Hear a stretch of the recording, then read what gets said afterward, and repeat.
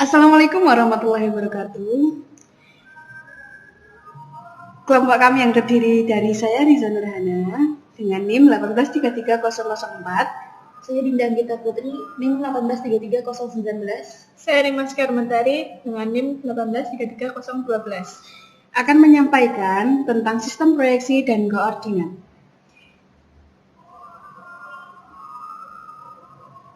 Di sini kami akan membahas meliputi pengertian, pembagian sistem proyeksi peta, klasifikasi proyeksi peta, pembagian zona dalam koordinat UTM, kelebihan dan kekurangan UTM, serta macam-macam proyeksi peta. Langsung saja yang pertama adalah pengertian. Pengertian peta adalah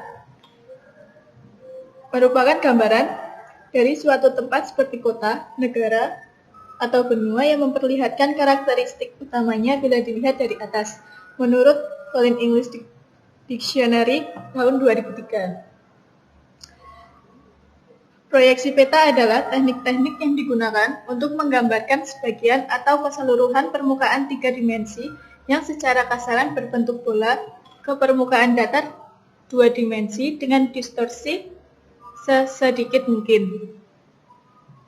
Proyeksi diartikan sebagai metode atau cara dalam usaha mendapatkan bentuk ubahan dari dimensi tertentu menjadi bentuk dimensi yang sistematik. Dalam proyeksi peta, diupayakan sistem yang memberikan hubungan antara posisi titik-titik di muka bumi dan di peta. Pembagian sistem proyeksi peta. Secara garis besar, sistem proyeksi peta bisa dikelompokkan berdasarkan pertimbangan ekstrinsik dan intrinsik. Yang pertama, pertimbangan ekstrinsik meliputi proyeksi azimutal atau zenital, proyeksi kerucut, dan proyeksi silinder. Proyeksi azimutal atau zenital adalah bidang proyeksi bidang datar. Proyeksi kerucut adalah bidang proyeksi bidang selimut kerucut.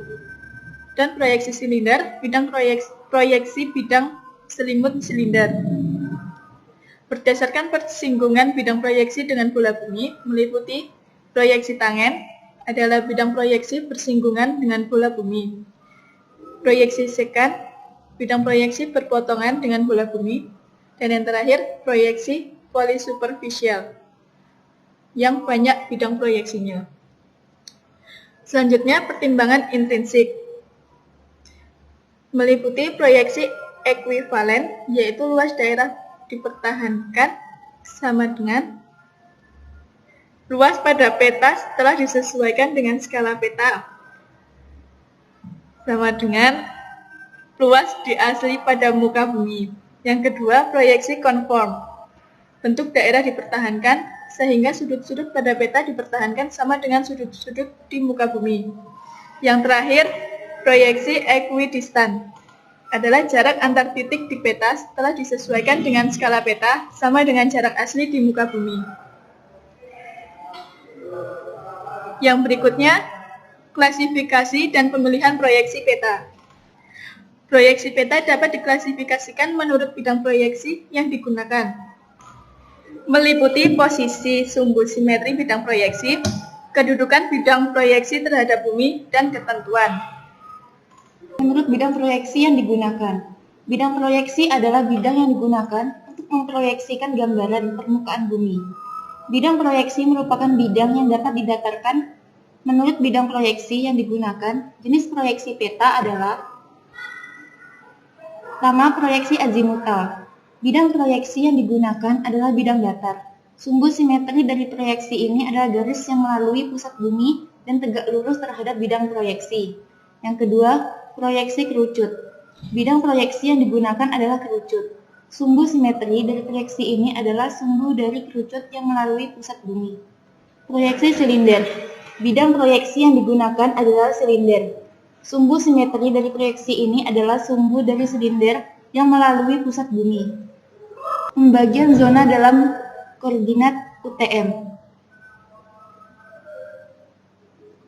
Penamaan setiap zona UTM adalah koordinasi antara kode angka atau garis bujur dan kode huruf atau garis lintang. Sebagai contoh, Kabupaten Garut terletak pada zona 47 meter dan 48 meter. Kabupaten Jember terletak di zona 49 m. Kelebihan dan kekurangan sistem koordinat UTM. Pertama, proyeksinya atau sistem sumbu untuk setiap zona sama dengan lebar bujur 6.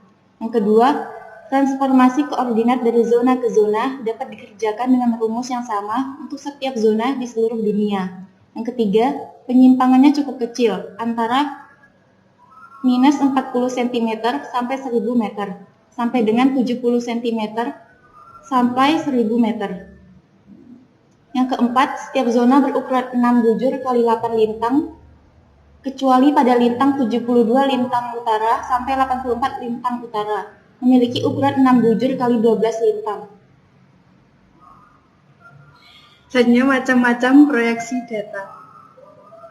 Berdasarkan sifat asli yaitu proyeksi ekuivalen. Proyeksi ekuivalen adalah luas daerah dipertahankan sama, artinya luas di atas peta sama dengan luas di atas muka bumi setelah dikalikan skala. Yang kedua, proyeksi confirm. Proyeksi confirm artinya bentuk-bentuk atau sudut-sudut pada peta dipertahankan sama dengan bentuk aslinya. Yang ketiga, proyeksi equidistant, artinya jarak-jarak di peta sama dengan jarak di muka bumi setelah dikalikan skala. Yang selanjutnya berdasarkan kedudukan sumbu. Yang pertama, proyeksi normal, apabila sumbu simetrisnya berhimpit dengan sumbu bumi. Yang kedua, proyeksi miring, apabila sumbu simetrinya membentuk sudut terhadap sumbu bumi. Yang ketiga, proyeksi transversal, apabila sumbu simetrinya tegak lurus pada sumbu bumi atau terletak di bidang ekuator. Proyeksi ini disebut juga proyeksi ekuatorial. Yang selanjutnya berdasarkan bilang asal, yaitu proyeksi zenital. Proyeksi zenital atau azimutal adalah proyeksi yang menggunakan bidang datar sebagai bidang proyeksinya. Proyeksi ini menyinggung bola bumi dan berpusat pada satu titik. Itulah presentasi dari kelompok kami. Kurang lebihnya kami mohon maaf. Wassalamualaikum warahmatullahi wabarakatuh.